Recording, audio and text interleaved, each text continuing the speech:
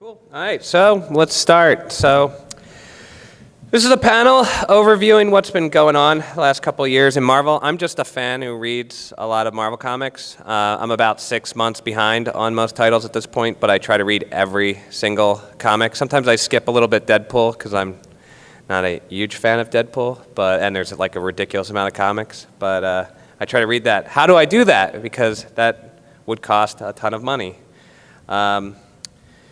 I use Marvel Unlimited mostly, which you can get online. It gets you the comics 6 months after. And they have tons of backlogs. You can read like the whole runs of X-Men or Spider-Man or any of the even like obscure titles they're adding constantly. I also use DCPS, which is a mail order service where I order my comics 3 months in advance, and I get a box every month, and I get like trades and floppies. I also go to my local comic book store, which I highly recommend you do, and support the local businesses. But there are ways to read a whole bunch of Marvel without spending 200 and something $400 a month or whatever that it would actually cost to read all their titles. Yeah, I started trying to read every Marvel comic since 2012. It's something I decided to do when I had a daughter, because I could just sit there and read a comic, and if I get interrupted, I can kind of jump back on. So I recommend that if you have a kid.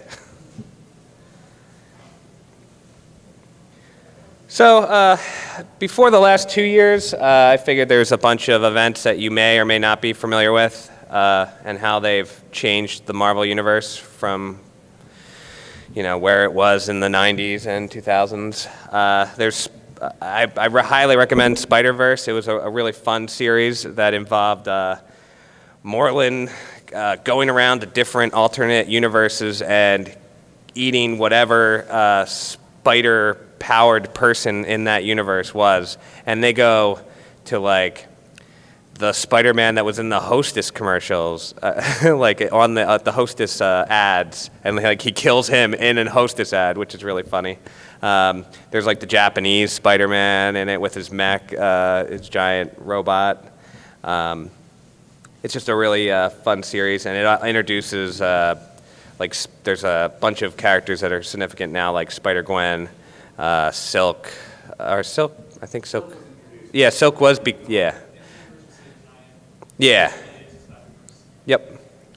There was Axis, which was kind of a mess of an event that caused a lot of people to be inverted, but really the only thing that really came out of it is Sabretooth is kind of a good guy, and Havoc, I think, is still kind of evil. Yeah, I'm not really sure. Havoc, apparently Havoc's just showed up in the comics, but I haven't read that part yet. Yeah, I think there is something going on, but I'm not sure at the exact moment. Then there was Black Vortex, where there was this item that was like cosmically powering heroes. The only thing, it's a fun story. Came out like right before Secret Wars blew everything up.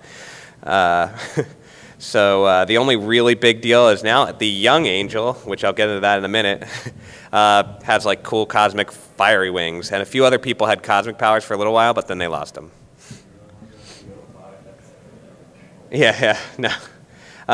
Wolverine is dead, but you wouldn't know it because there's like a bajillion Wolverines running around from Old Man Wolverine. X-23 is currently the Wolverine, and what? Yeah. And she has a bunch of clones, and there's, I already said Old Man Wolverine, or Old Man Logan. And then there's Wolverine's son is running around, I should say the one from the Ultimate Universe, as well as Draken is back from the dead. Daken, yeah. I'm really bad at pronunciation, so you'll have to forgive me, and I have a giant head cold, and it's Sunday on a 4-day convention. So forgive me. Yeah, so there's a lot of Wolverines, and apparently Wolverine's back. I haven't read that yet, but in Legacy, he's back suddenly. X-Men, there's a lot of stuff going on in X-Men. I don't know if everybody's familiar with the fact that the classic X-Men are currently in current time still, years later. The original team is there, and some of their older counterparts are still alive, and some have died years ago or just been resurrected, in the case of Jean Grey. That's led to a lot of craziness. There was also inhumanity and inhuman stuff that has pretty much caused Earth to not be a great place for mutants, i.e. Disney doesn't have the rights to X-Men right now, so well, they do now, but I was saying at this time, before, they did not. So, what? Yeah. I mean, there was some good stuff. I mean, I really enjoyed the Legion series that came out around this time. Yeah, and I actually really enjoyed the time displaced X-Men team. Like you wouldn't expect a plot where Beast decides to go back in time to bring the youthful idealist X-Men forward to show the current Cyclops, like the current day Cyclops, like the error of his ways, and then find that he can't actually send them back, and they actually find that the future's kind of nice and not the like horrific like battle world that they thought they were coming to. It's a surprisingly fun series. Time Runs Out was this. So there's this giant plot going into Secret Wars, which I really enjoyed. The Avengers story arc of worlds. Do I even have? Let me just make sure. Oh, I started talking about it. So Secret Wars was this big event where everything blew up. Well, to deal with that, like reality was destroyed. Time Runs Out is every hero dealing with the fact that they probably aren't going to survive this event and everything's going to get wiped out. And it leads to a lot of really cool, poignant moments. I really enjoyed how they pulled this part of the event off. I was a little bit mixed on Secret Wars, like just random stories told in like different battle worlds when they recreate reality. But the stories of everybody worrying about the world coming to an end was really well done. And that whole Avengers arc, New Avengers, that's going on leading up to Secret Wars, I highly recommend. It's all about realities when they come into, they like kind of overlap. You have a chance to like destroy one or the other world, or both worlds get destroyed. So every reality, every different universe in the Marvel universe is coming together. Like the Ultimate Universe, the last two is the Ultimate Universe and the 616 universe. And when they realize at this point, like they're gonna have to like either kill the other reality, or themselves be destroyed, or everybody be destroyed. And some people deal with it different ways, and it's a really big moral question, and so it deals with it puts a lot of characters in a lot of interesting places. So I highly recommend the new Avengers run during that time.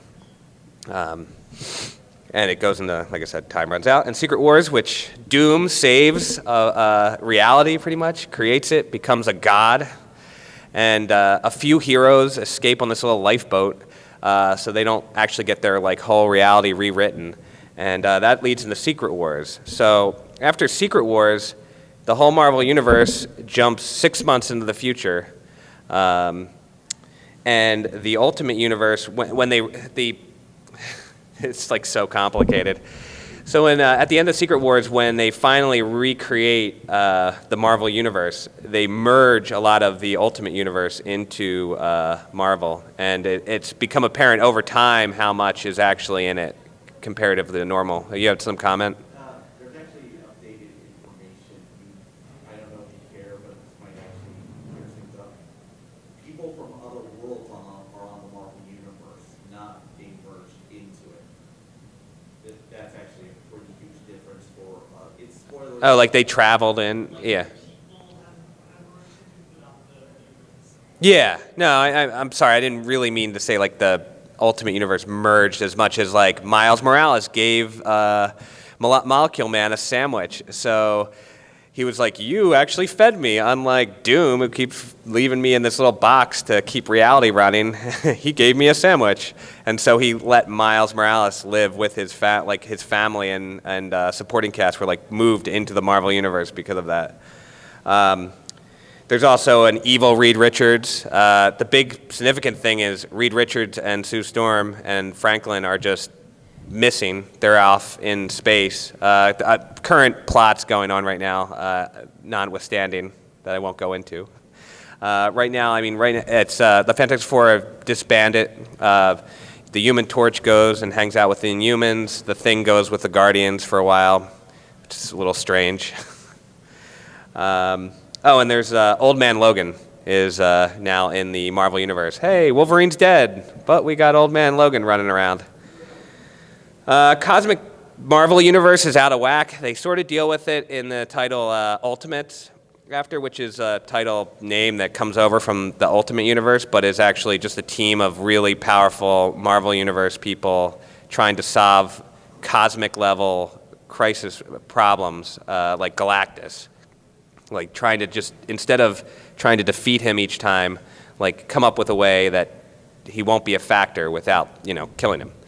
And that's a fun series. Unfortunately, there's two different ones and they're short-lived. One of the big themes is there are a ton of strong female characters-led comics. Now, not a lot of them survived, which we'll get into later, but as you can see, there's a title Miss Marvel, there's a Captain Marvel series, Spider-Woman, Spider-Gwen, Silk.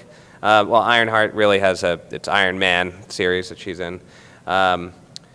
Squirrel Girl, the Mighty Thor. There's the Hawkeye series, Jean Grey. A lot of teams are led by women. A strong push to have a lot of female heroes. I appreciate this because I want to have my daughter to get into comics. What? She'll go towards anime. Yeah, I did too. I understand. Yeah, apparently I deleted out the original sin comment from the last thing. The original sin occurred. It's kind of a murder mystery of who killed the Watcher.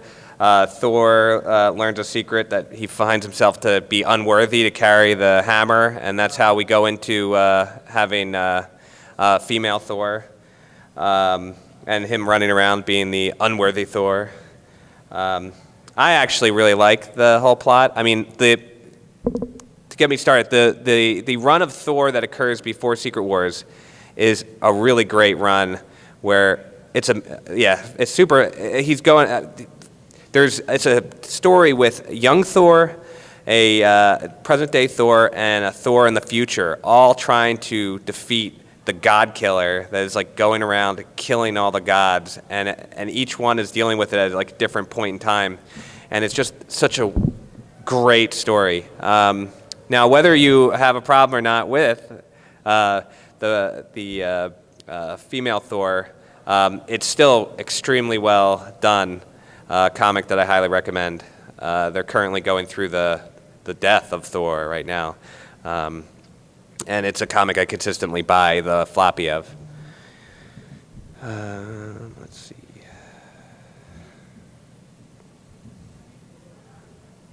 So another big thing in this generation is there's a lot of changing guard, putting different characters in the roles. Like I said, Logan died, and X-23 took over. There's also, Old Man Logan's running around too, but that's not really a changing of the new guard, considering he's older than the Wolverine that he would be replacing. Then, of course, there's the young, time-displaced X-Men with their current day. There's literally 3 Beasts in the Marvel Universe.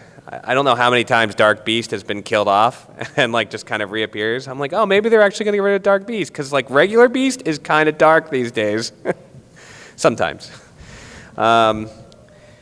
There's 2 angels running around. Like the young one has cosmic power wings. There's 2 Icemen. Jean's always complicated as normal. Bendis created an Ironheart character, Riri Williams, and Iron Man in their comic.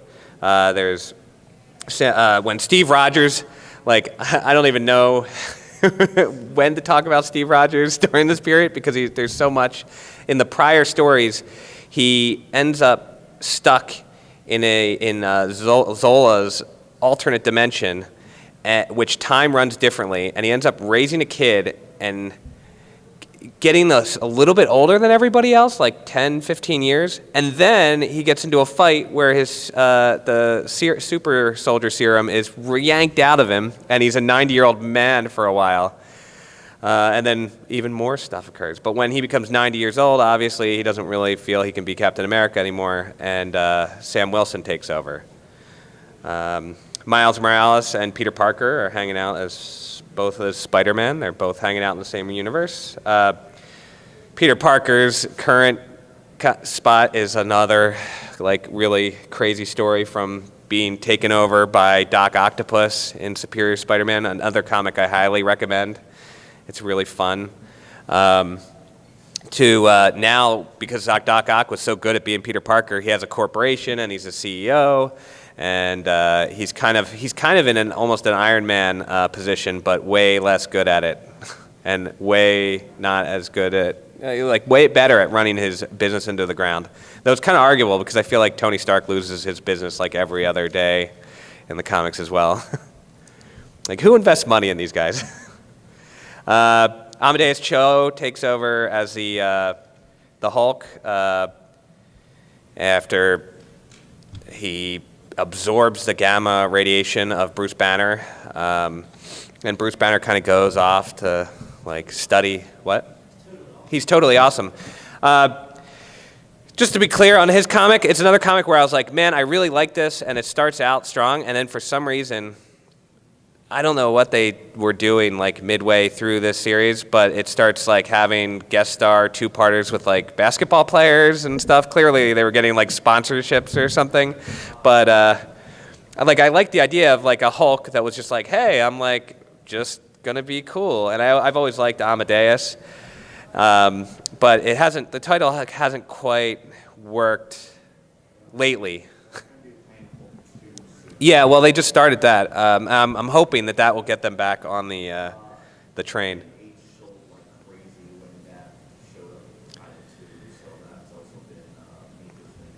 Yeah, well, they're making a Weapon H comic. There's Nadia Prime, the new Wasp. I don't know where Janet is right now. I think she's just kind of hanging out. Yeah, I mean, she's just kind of floating. She's not particularly anywhere. Hank Pym is embedded with Ultron out in space. Actually, no, he's not out in space anymore. It's more like Ultron stole his skin and things became fantastic. Yeah, so we're not really sure. We're pretty sure Hank Pym's on a good spot. And Scott Lang has had a couple titles during this period. Is he in jail? It's kind of like... Oh, yeah, that's right. He is with the Guardians right now. He's the requisite non-Guardian character to be with the Guardians. Yeah, the Guardians have been handled a little weird lately as well, I feel like. Yeah. Oh, I highly recommend Annihilation if you haven't read Annihilation. And then, of course, there's Carol Danvers and Kamala Khan, Miss Marvel. Kamala Khan took over as Miss Marvel. I really enjoy this book, the Miss Marvel book. I'm really a big fan of Captain Marvel as well, though her title's been a little bit more like on and off for me lately. Yeah, just don't reboot it again. We can't sell the number ones. There's just so many of them. No, I know. I mean, we'll get to that. There's Flash Thompson and Eddie. I mean, everybody and their mother is getting the Venom symbiote these days. I feel like the symbiote's just like everywhere. I enjoy either Eddie or Flash Thompson. There was a Carnage series that was out for a while that was very much trying to be like a magic aliens. I read it. I read the whole thing. It basically summed up as Carnage gets possessed by Cthulhu. Either you really like that or you're not going to like it. Yeah, I mean, if you like a little bit of like, horror in your comic, kind of like alien feel, the Carnage series that finished about a year ago. Was pretty good. It also had like a bunch of old school monsters. Oh yeah, well it has the Werewolf by Night, right? John Davis. Yeah. Van Wolf. Yeah, and it has Eddie Brock running around, being kind of a good guy. I mean, he's kind of a good guy these days, I guess. There's Hawk. There's a Hawk guy and Hawkeye. That series just got canceled, unfortunately. I'm a little sad about that one. And then there's Sam Alexander, who's a young Nova. I really enjoyed his solo series. That one broke my heart. Yeah. That go away. It was like a good jumping on book. A lot of the problems with it's like a lot of the problems with some of these titles is you're like, where is this audience and how do you get them to find this book? And like Nova is definitely like, here, if you can get a bunch of like, 8 to 12-year-olds reading this book, this would be like a great 8 to 12-year-old book. And like I just don't feel like it gets in there very easily. And then I left off Ghost Rider apparently. But there's Robbie Reyes, who's was just on S.H.I.E.L.D. The 4th season of S.H.I.E.L.D. is really good, by the way. So now we're getting into more of the like what actually is going on. See if I just missed anything. So in the last couple of years, we had Avengers Standoff. This is Assault on Pleasant Hill, kind of a clunky title. It turns out a bunch of villains are just living happily in a town called Pleasant Hill, under guard by S.H.I.E.L.D. They use, what it turns out is they're using the cosmic cube, cubic, the personification of a cosmic cube, cubic, to change the supervillains and rewrite their past to make them feel like they're like a 50s, like kind of quaint town and live out their sentences in like a normal life. Obviously, this doesn't go very well. Everything kind of gets screwed up. And the Avengers kind of like, what are you doing? You're rewriting people's reality. And they're not a fan of it. And at the same time, Baron Zemo is working subtly in the background to change, subtly corrupt the whole situation and cause a big prison break and show that S.H.I.E.L.D. has been like writing people's realities, like without pretty much trial or anything, just taking villains and just turning like against their will into these people living in Pleasant Hill. Yes, S.H.I.E.L.D. or Hydra. Well, we'll get to that in a second, right? The big deal of Avengers Standoff is that the big kicker, other than just being like a fun event, the biggest thing is that Steve Rogers becomes young again. And because the Cosmic Cube goes back in time and changes and changes him young and at the same time changes his past. And that's going to be a significant plot going forward.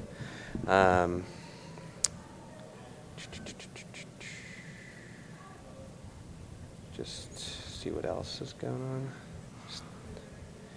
Civil War II was, in my opinion, Minority Report, Psychopaths. A new Inhuman, Ulysses, is created, and his ability is he can see events occur ahead of time. And it's a big mystery as to how accurate his visions are.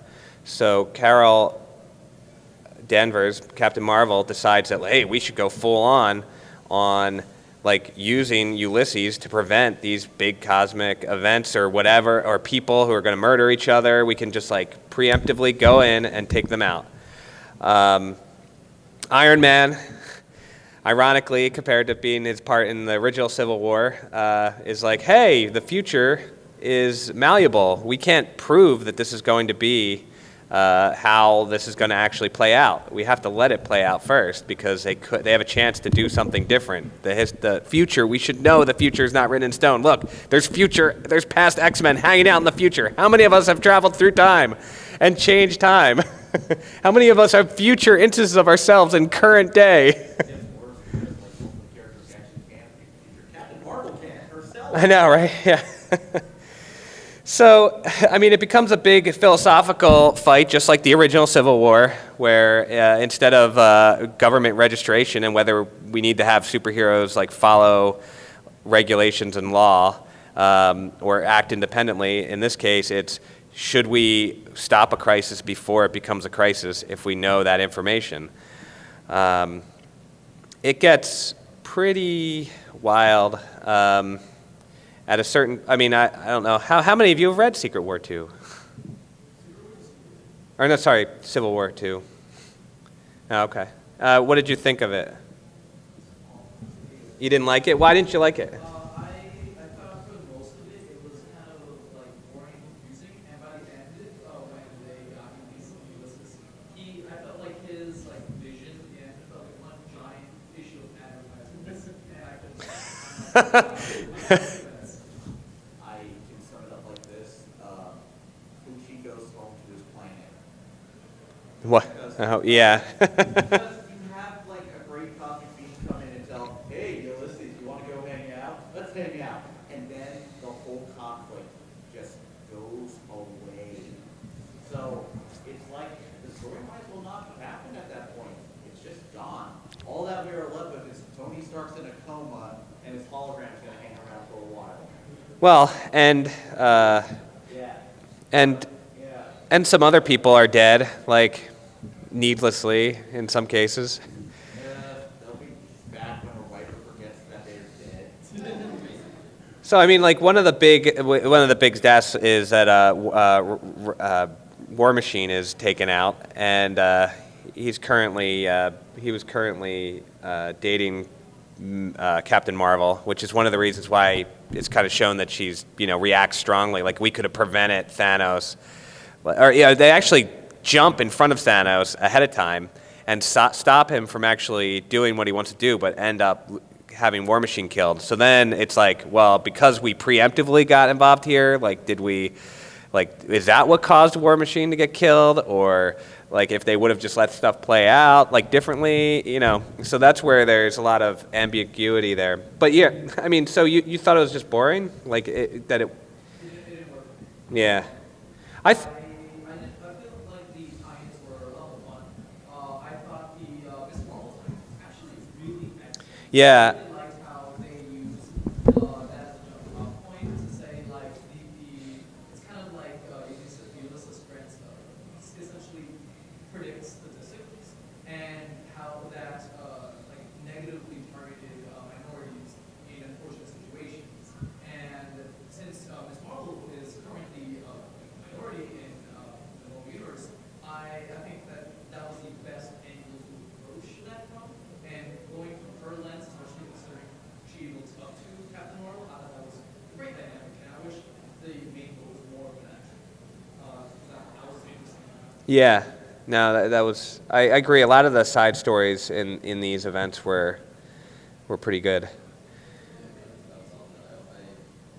also liked how Civil War II and then also Secret Empire kind of handled the younger, like the new generation of heroes and how like they're coming in like fresh and everything and they have these new perspectives, and yet the older generation is just messing up everything. Yeah.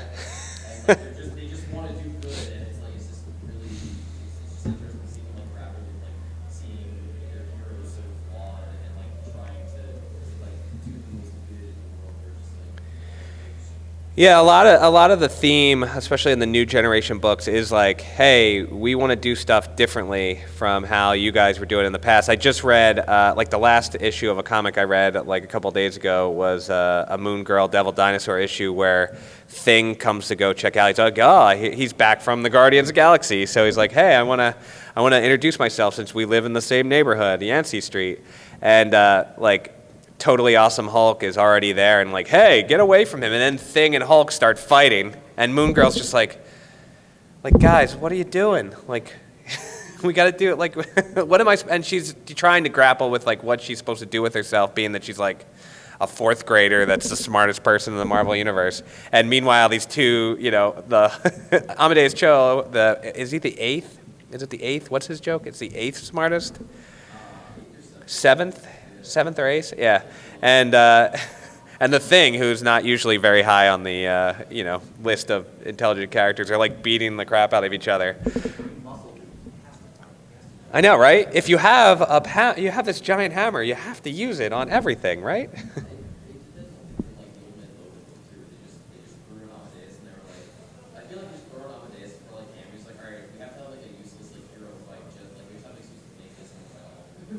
Yeah. It's kind of like this, but the whole character is like they're big and strong, so if someone beats him, that's like, oh my god, he's a threat. Yeah. Well, it's just like Star Trek, Next Generation. Every creature that had come in had to throw Worf somewhere because he was the guy you had to take out to say that you were a problem. I will admit though, the reason when Secret Wars lost me, Civil War, lost me on the first issue when I saw She-Hulk taken out by a missile, and I'm like, how does that work? So one of the things that comes out of Civil War II is that She-Hulk is no longer able to control her rage as much as she was able to do in the past. She's mostly been kind of a comic, lawyerly character. I've always liked She-Hulk. But the problem I had is it's another series. That's one of the other disappointments for me. Like, I really wanted to like the She-Hulk series that currently was out that just got canceled. And I liked that idea of her being somebody who was a Hulk, who had her, like, she usually was in control, and now something had caused her to not be able to be in control. I just felt like it wasn't going anywhere fast. It was definitely a book that seemed like it was being written for the trade, like than the single issues as I was reading it. Yeah, the person he got it for is very famous for graphic novel work. Yeah. She's never done monthlies. Yeah, and it definitely showed, and that's a problem that you'll see through a lot of these books, is that you're better off in a lot of cases like waiting for like 5 issues to come out, whether you buy them individually or get the trade, and like reading the story that way than sometimes reading it month to month. I find the books where I'm like really up to date and I'm reading like 1 issue every month, I have a hard time keeping track of everything because it's not very concise in that particular issue. But if I read the trades, it's like a good chunk of story. That's my opinion. I'm not specifically a trade lawyer myself. I understand that logic. So, I mean, I also really like out of the Civil War II, I really like the Kingpin side story, where Kingpin, like, finds this guy who can't be detected by Ulysses, and so he starts becoming, like, even more powerful in the underworld because no one, he can't be preemptively stopped because they just don't know that they can't see him. That's a fun story. I mean, obviously, I kind of mentioned. Somebody else mentioned that Tony Stark ends up in a coma at the end of this, and you end up with snarky Tony Stark AI that runs around. You can also wear a hoodie. Yeah, that's true.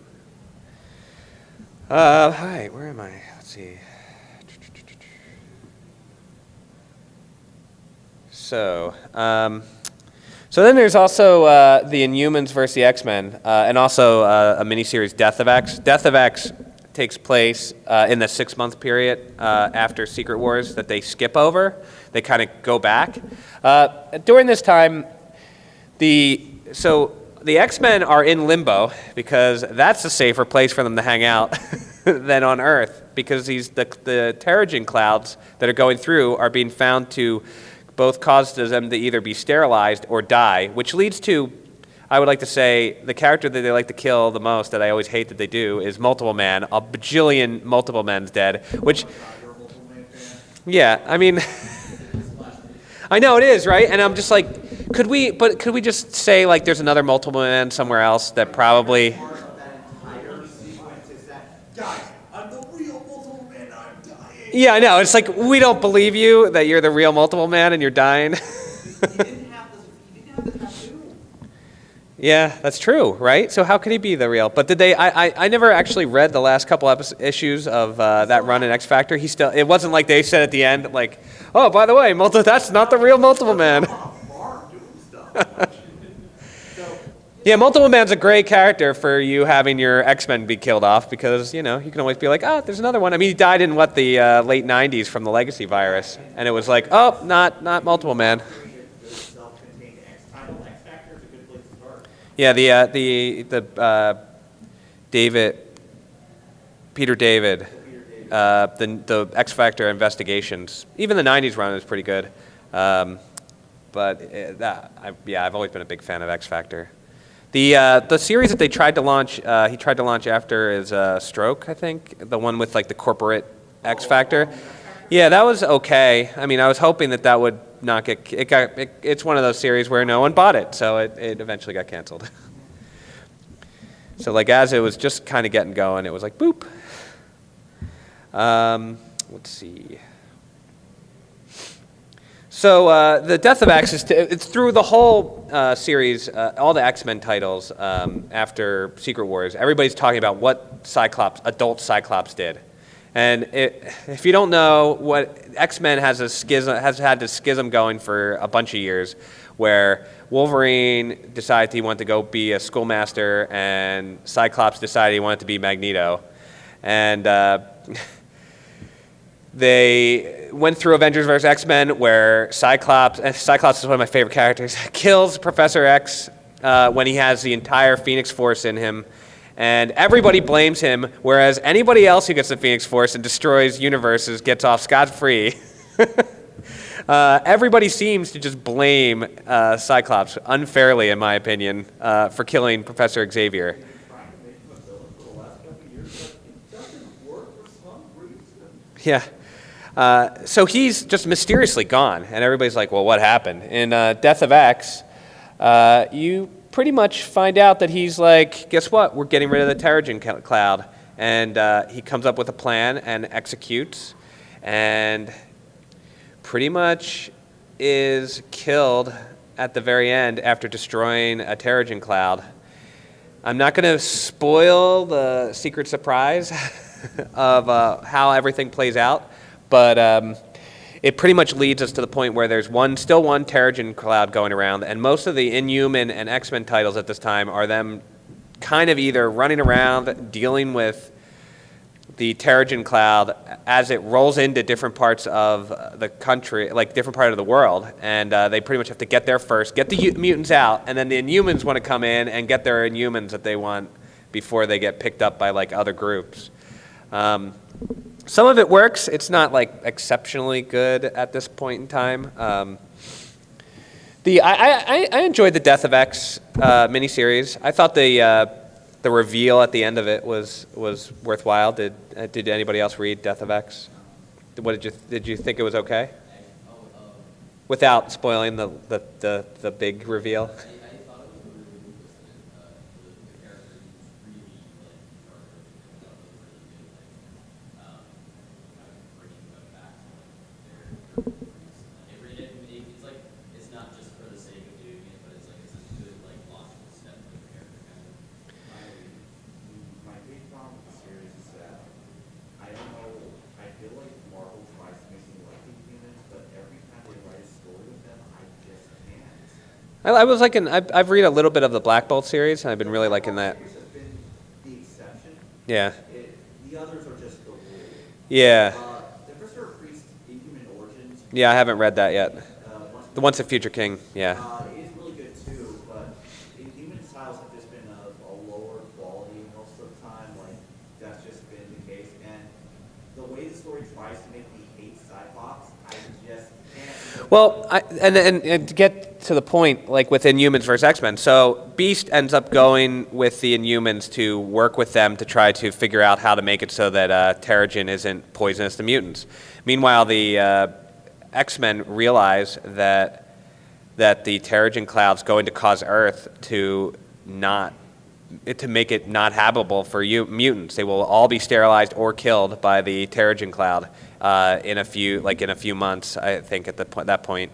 And so they are left with a decision. They can't stay in limbo forever, because like every time Magic accidentally gets like knocked out, they almost get overrun by demons. So it's kind of not the best sustainable place for them to sit. And at the same time, They have to decide whether they're just going to shoot themselves off into space because and find another planet to reside on because Earth is going to become uninhabitable. Meanwhile, Cyclops and his team are pretty much working, or not Cyclops, but I should say they're a group of people deciding that we have to either move or not. And the White Queen is moving to get rid of the Terrigen cloud.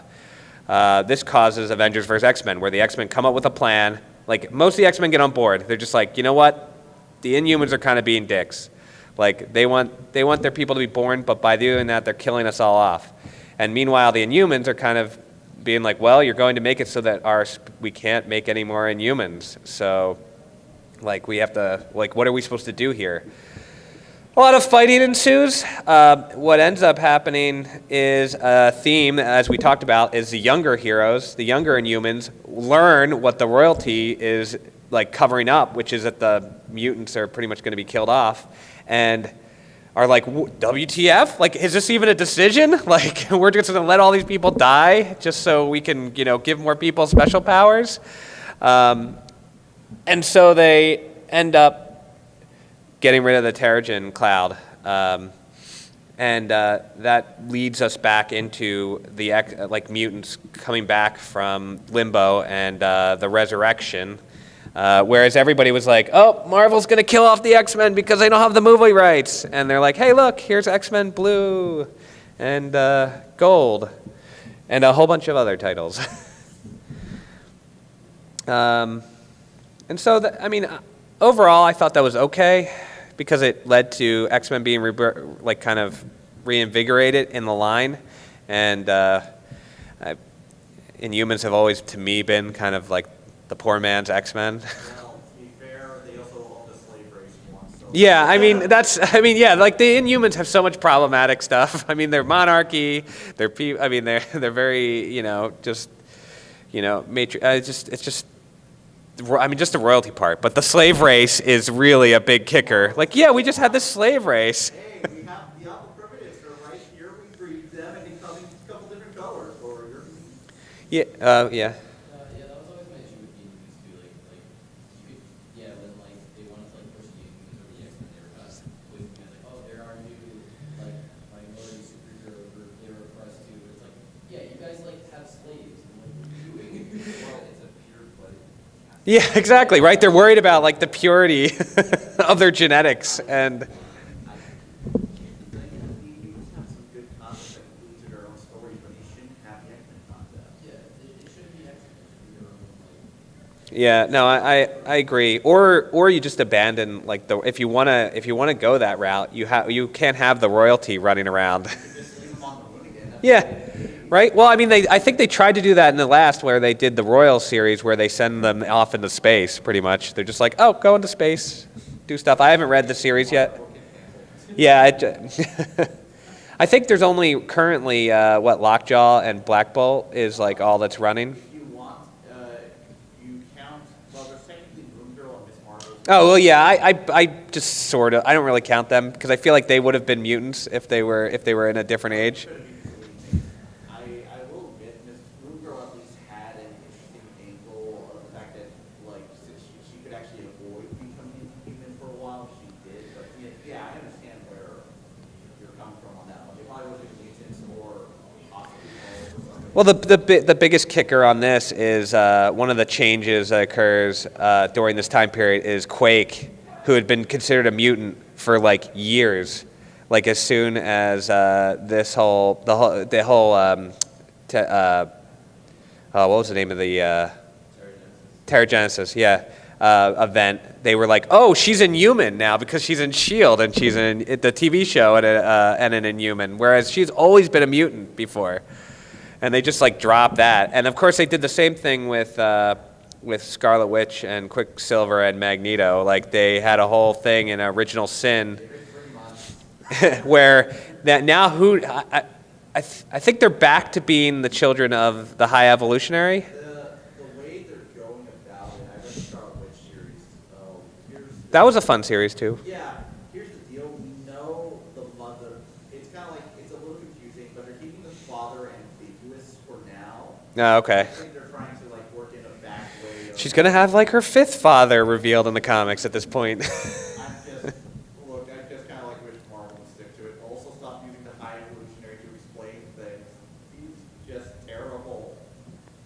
He's not that terrible. He was used in the Clone Saga. I beg to differ.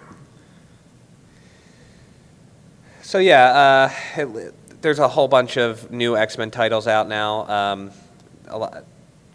I mean, I haven't caught completely up since Inhuman vs. X-Men. I'm kind of waiting, so I don't have a whole lot to say about them yet at this time. But it looks pretty cool. They just did their annual, the X-Men Blue annual, I think, was Excalibur. Was it Excalibur?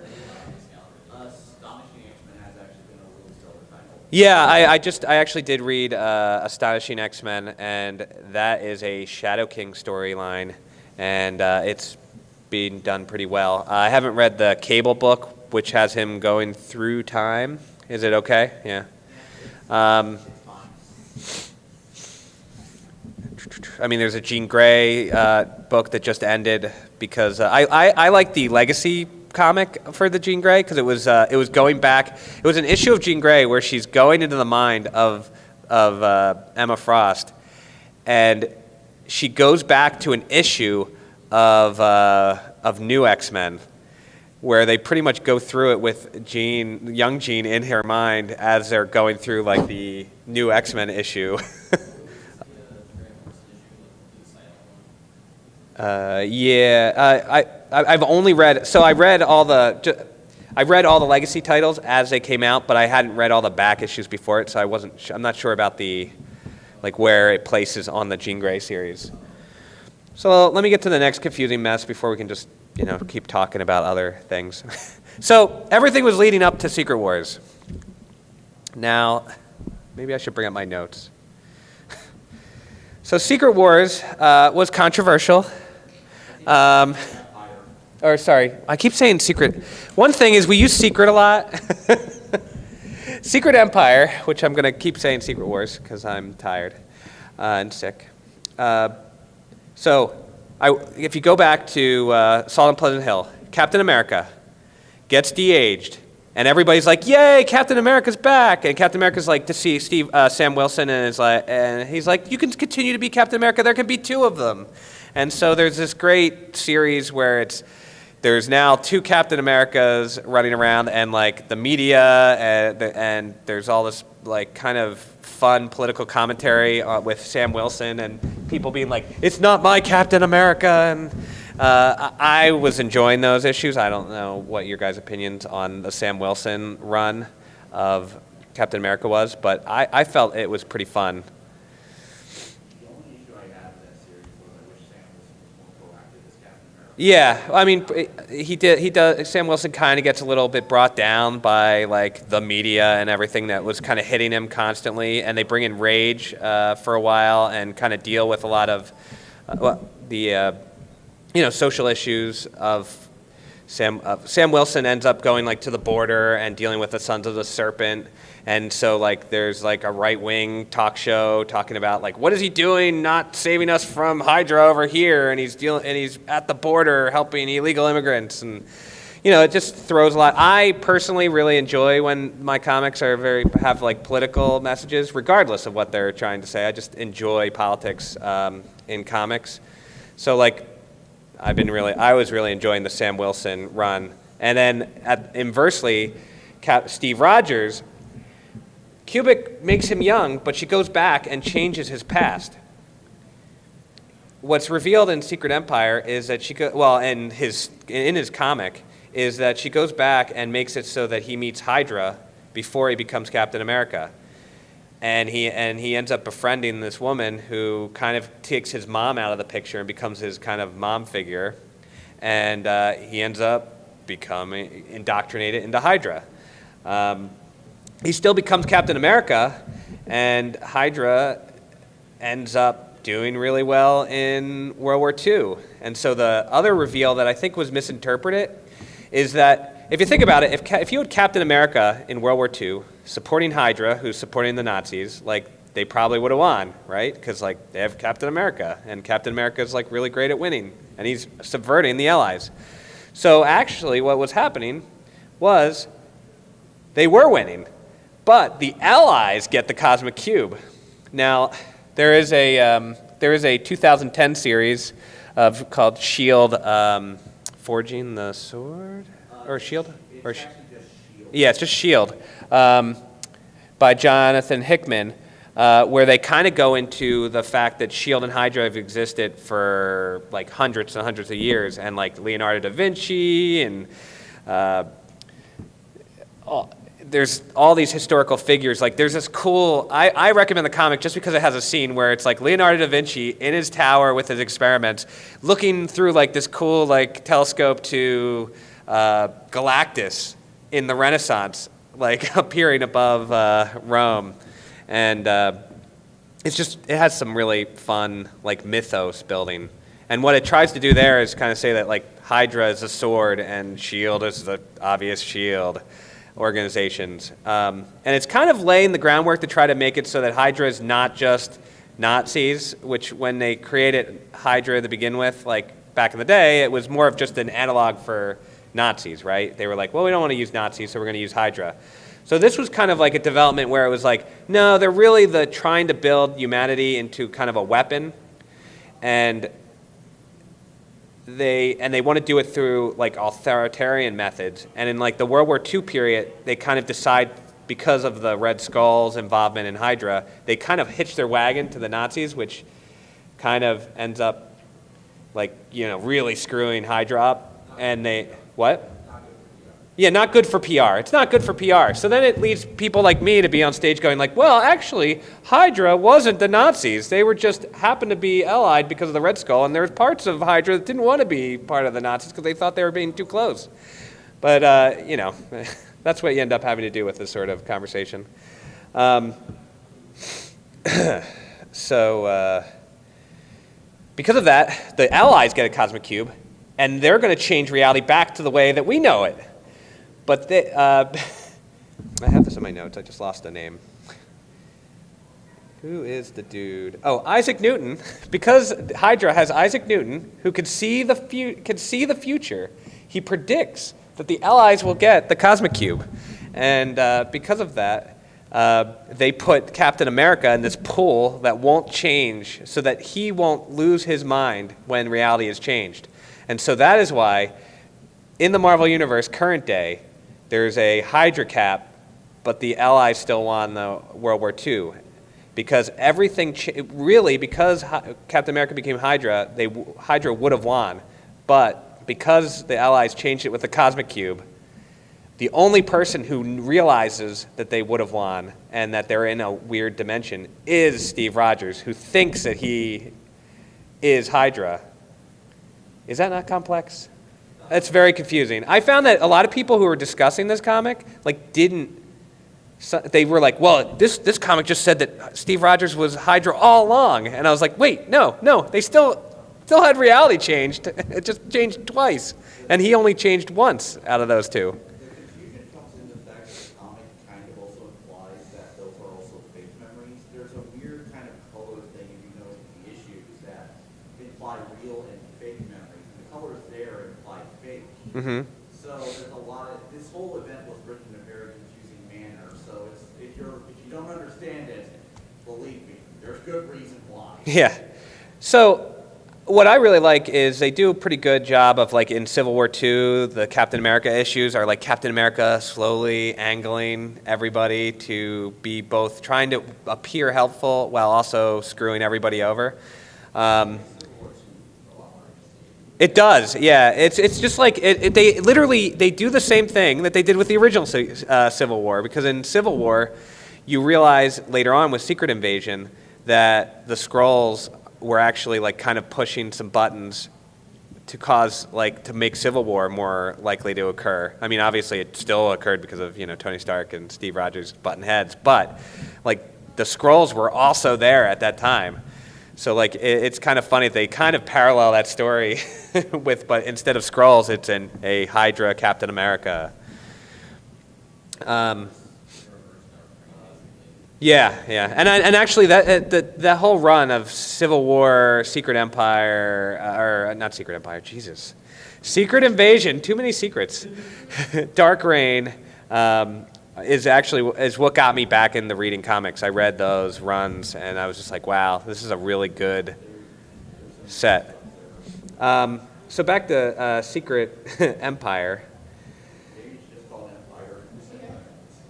Secret Empire. Yeah, I should just say Empire. So, what is crazy with Secret Empire is they build towards it, but I don't feel like they have enough time. So when Secret Empire occurs, he puts forward his brilliant plan, which is to get a lot of the heavy hitters stuck outside of Earth so they can't come in. There's these Shatari waves attacking Earth, and they get all the big hitters to go out there and fight them off, and then they put a slave shield around Earth, pretty much, that makes it so that they can't get back in. At the same time, his plan, he uses a dark bolt. Is that the guy's name? Blackout. Sorry, yeah, got the right. Blackout throws New York City, where the majority of heroes are, into the dark dimension. What's that dimension called? The Dark Force. Yes, and the plan really goes particularly well. What's really crazy to me is the mutants get their own nation in the in the Northwest. Just boom, builds up. They're just hey, you're over there suddenly, and it's not particularly explained. Yeah, and everybody is suddenly it plays a little bit with time. I think in a way that I'm how much time has passed that everybody has become Hydra immediately. It's either 6 months or 1 week, and it never decides on what. Yeah, it's almost like they decided it was too hard to try to explain how everybody would suddenly become Hydra. I felt you talk about political messages, and I felt like they're trying to tell a political message, which would have been fine if it was consistent with it. Especially because Marvel's marketing didn't help, because it's constantly saying, Hydra are not Nazis. I remember I had a joke at the store. They actually were going to send out promotional things for us to dress up like Hydra. And I was like, you're not getting a Jewish guy to dress up like Hydra. Yeah, I was there. One thing that is interesting that I found was they do spend a lot of time having that conversation. The Hydra people are they go through great lengths to try to have them be yeah, well, the Nazis were a really big mistake. We totally didn't want that. Did you hear the Hydra choir that was in one issue? No, can't remember that on offhand. I think it was Secret Warriors or something. The uprising, all the champions. Yeah, and so what ends up happening is the champions are outside of New York at the time, so they end up kind of being one of the major groups that's still able to do things. Black Widow and Hawkeye kind of have two separate ways of trying to figure out how to deal with it. One, they're having this just find pieces of the cosmic cube because they blow up at this whole point. They blow up Cubic, the little personification of the cosmic cube, and her shards are put everywhere because this is a good video game fetch quest. And the highlight of that is they actually go to Alaska, which is taken over by Ultron / Hank. And that's actually a really good little side story, but it's out of nowhere. Meanwhile, they're trying to get the cube pieces, which one's in Wakanda, so they have to go deal with the Black Panther. Yeah, okay. And it's a fun story. It had a fun build-up, but I feel like it ended ultimately really rapidly and did not have it just felt unsatisfying at the end. There was if you follow the background of the story, like I said, I had to sell this. Yeah. I had to sell this issue. It was very obvious that the ending was rewritten at least several times, especially if you look at what scenes and how they're drawn. Let me put it this way. You want me to spoil? Well, here, we have to wrap up, unfortunately. I didn't even get to all the cool series, like Vision. I highly recommend Vision. I love the Karnak miniseries, because Karnak's a little douche running around, pointing out the flaws and everything. The Doctor Strange, where Doctor Strange, there's these creatures eating up all the magic, and just the art of him, how he sees reality, is just really, it's a really great series. I highly recommend it. I've been enjoying the Mighty Thor, the female run, and the prior run to that. Power Man Iron Fist was a good, fun series of Iron Man and PowerFest just broing it up. The Silver Surfer by Dan Slott and Allred. Highly recommend Silver Surfer. It just finished, unfortunately. I really have been enjoying the Unbelievable Gwenpool. Yeah, yep, I'm coming. I'm getting done. And I could just keep talking outside if you want to talk comics, but we got to wrap it up.